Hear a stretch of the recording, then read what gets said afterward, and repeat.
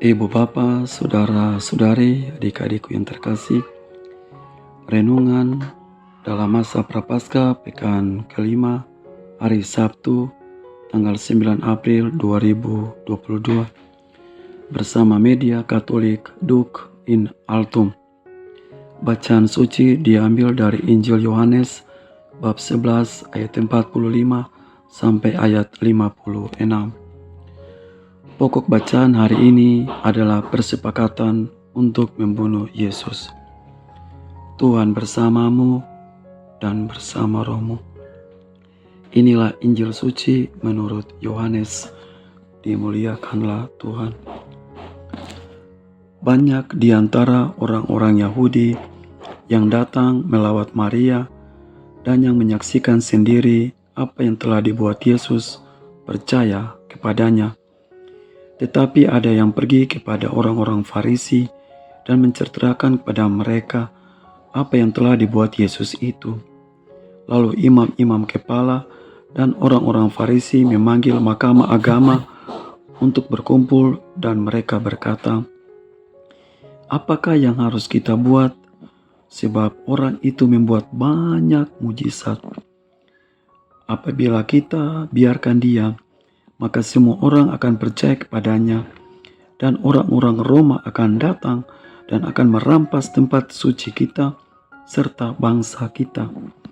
Tetapi seorang di antara mereka, yaitu Kayafas, imam besar pada tahun itu, berkata kepada mereka, "Kamu tidak tahu apa-apa, dan kamu tidak insyaf bahwa lebih berguna bagimu jika satu orang mati untuk bangsa kita daripada seluruh bangsa kita ini binasa." Hal itu dikatakannya bukan dari dirinya sendiri, tetapi sebagai imam besar pada tahun itu, ia bernubuat bahwa Yesus akan mati untuk bangsa itu, dan bukan untuk bangsa itu saja, tetapi juga untuk mengumpulkan dan mempersatukan anak-anak Allah yang tercerai-berai. Mulai dari hari itu, mereka sepakat untuk membunuh dia. Karena itu, Yesus tidak tampil lagi di muka umum di antara orang-orang Yahudi. Ia berangkat dari situ di daerah dekat padang gurun ke sebuah kota yang bernama Efraim. Dan di situ ia tinggal bersama-sama murid-muridnya. Pada waktu itu, hari raya Paskah orang Yahudi sudah dekat, dan banyak orang dari negeri itu berangkat ke Yerusalem untuk menyucikan diri sebelum Paskah itu. Mereka mencari Yesus, dan sambil berdiri di dalam bait Allah, mereka berkata seorang kepada yang lain, "Bagaimana pendapatmu? Akan datang jugakah ia ke pesta?" Demikianlah sabda Tuhan. Terpujilah Kristus. Ibu Bapa, saudari-saudara yang dicintai Tuhan Yesus, mari kita berdoa sejenak. Dalam nama Bapa dan Putra dan Roh Kudus. Amin. Tuhan, kami menyatakan cinta dan penyesalan atas dosa-dosa sambil membuka hati untuk bersyukur kepadamu atas segala cinta kasih-Mu bagi kami manusia. Kami mohon agar Roh-Mu tercurah bagi kami dalam masa Prapaskah ini untuk menerangi dan membantu kami mengerti sabda dan karya-Mu Tuhan sebagai pesan rohani yang menolong kami melaksanakannya dalam hidup ini. Demi Kristus, Tuhan dan pengantara kami. Amin.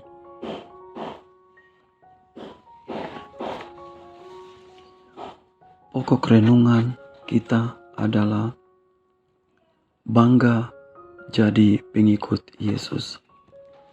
Ibu Bapa, saudari-saudara yang dicintai Tuhan Yesus, salah satu peristiwa yang menggemparkan atau membuat dunia manusia takjub saat itu adalah Tuhan Yesus membangkitkan Lazarus yang sudah mati.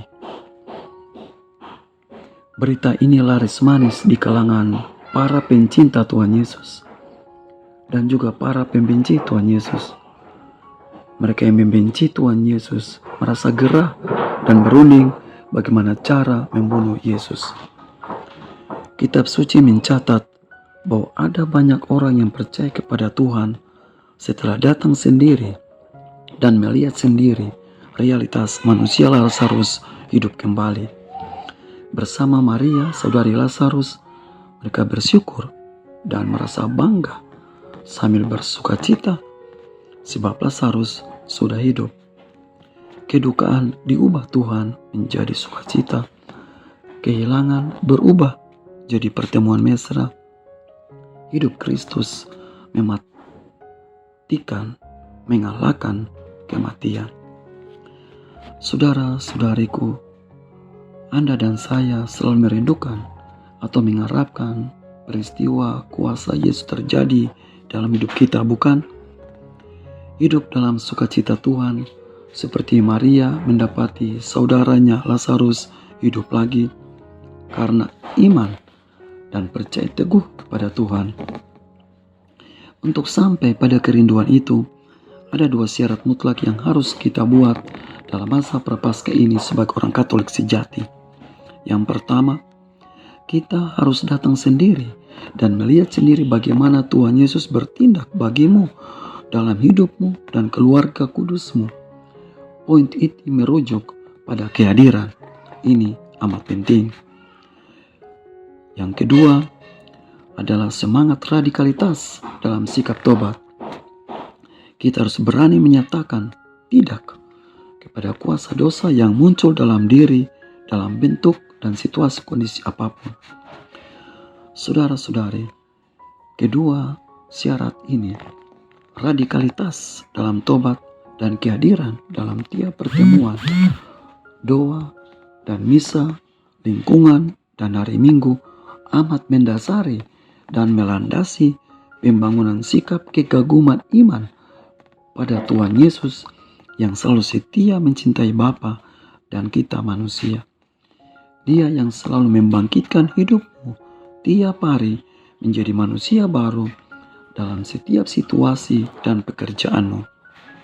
Saudara-saudariku, syarat-syarat ini jika dilaksanakan dengan setia, maka akan menghalangimu membangun sikap permusuhan. Syarat-syarat ini jika dilaksanakan akan meredam hati yang selalu penuh amarah, iri hati, dan dengki. Syarat-syarat ini jika dilaksanakan dengan sungguh-sungguh akan mematikan dosa dan menguatkan imanmu kepada Tuhan Yesus. Sebab saudara sudah dipanggil dan diutus Allah untuk bersama-sama Tuhan Yesus mengumpulkan dan mempersatukan anak-anak Allah yang saat ini tercerai-berai. Itulah proyek keselamatan Tuhan bagi dunia. Dan akhirnya, saudara, Anda dan saya bisa mengatakan